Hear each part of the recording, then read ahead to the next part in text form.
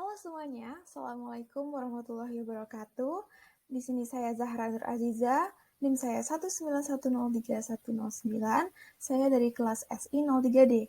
Di sini saya akan mempresentasikan analisis strategi bisnis dan strategi SITI perusahaan Samsung.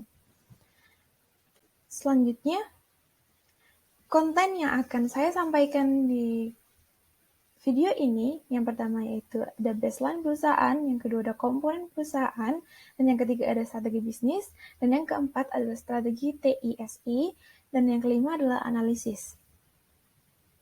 Kita langsung saja ke konten yang pertama yaitu baseline perusahaan. Samsung Electronics adalah sebuah perusahaan elektronik multinasional yang berkantor pusat di distrik Yongtong Sungwon, Korea Selatan dan telah berdiri sejak tahun 1969.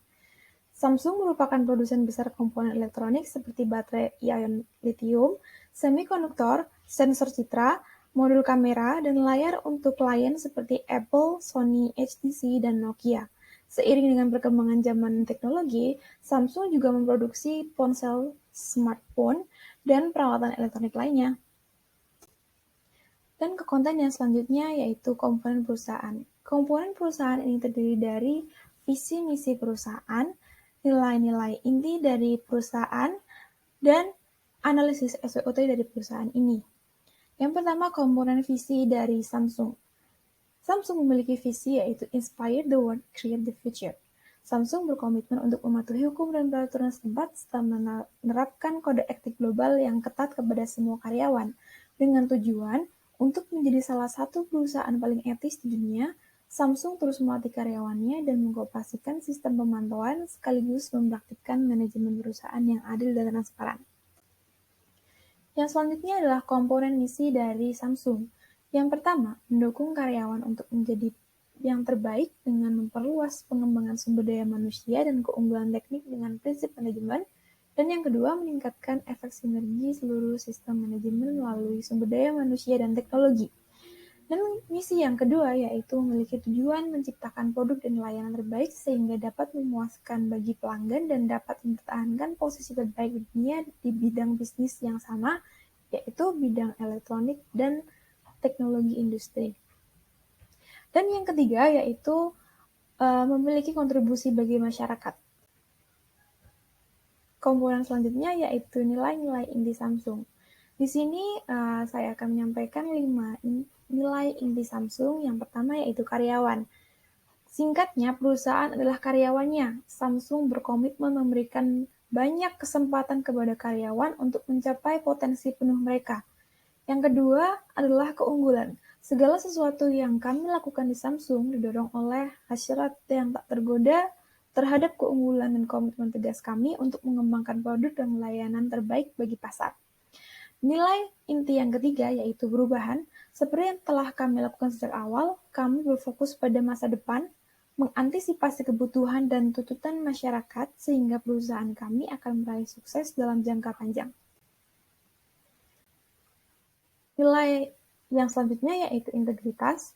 Beroperasi secara etis adalah landasan bisnis kami.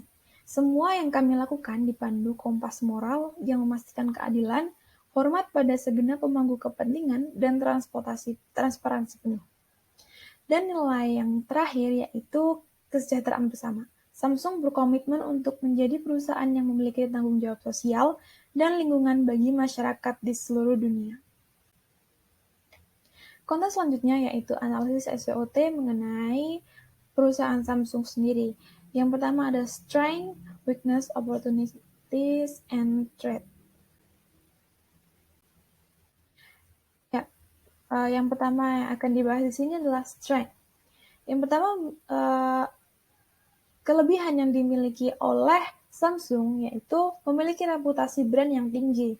Yang kedua, memiliki kemampuan riset dan pengembangan yang berintegrasi tinggi. Yang ketiga, memiliki layanan jaminan yang panjang.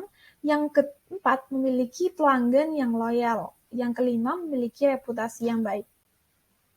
Kelemahan dari segi internal perusahaan Samsung sendiri yaitu yang pertama, harga produk di Samsung tidaklah murah dibandingkan dengan produk kompetitor lainnya. Yang kedua, Kurangnya kemampuan mengendalikan pasar karena Samsung tidak dapat mengendalikan harga di sebagian besar komponennya atau produknya. Yang ketiga, pasarnya lebih banyak di kota-kota besar saja. Yang selanjutnya, opportunities dari Samsung sendiri. Pertama, bergerak di bidang industri yang selalu bertumbuh cepat, karena Samsung sendiri adalah perusahaan yang bergerak di bidang elektronik dan bidang teknologi yang selalu membutuhkan dan mengikuti perkembangan teknologi yang semakin pesat.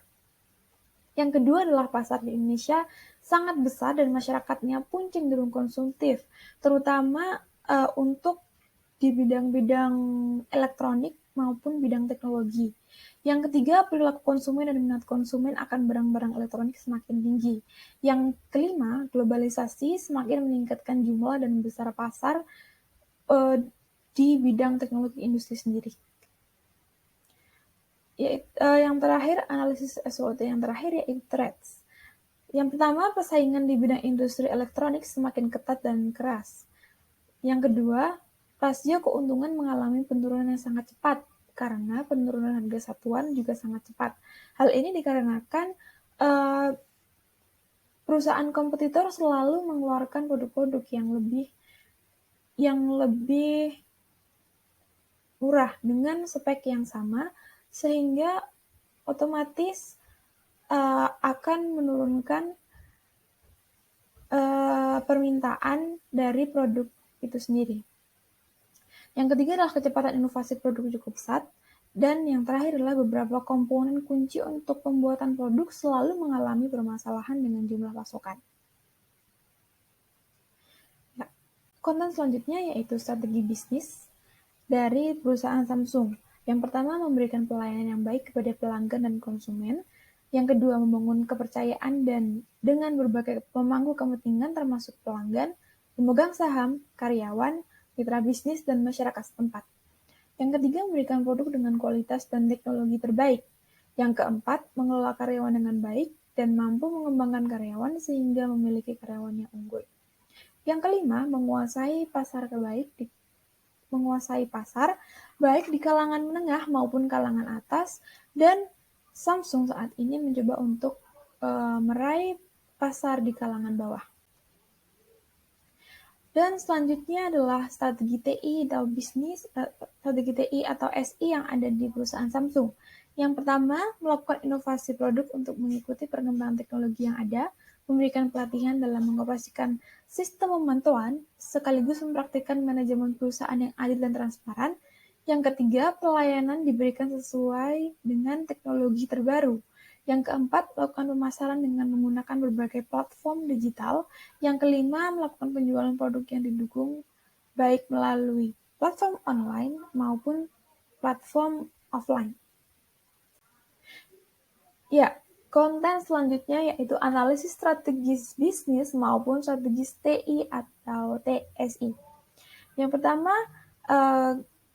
berdasarkan dari strategi bisnis ataupun strategi TI yang telah disampaikan sebelumnya, saya memiliki pandangan bahwa mungkin Samsung bisa mencoba untuk membuat produk yang dapat dijangkau oleh kalangan menengah ke bawah agar dapat bersaing lebih baik dengan kompetitor, atau lebih singkatnya memperbanyak produksi produk dengan harga yang lebih murah.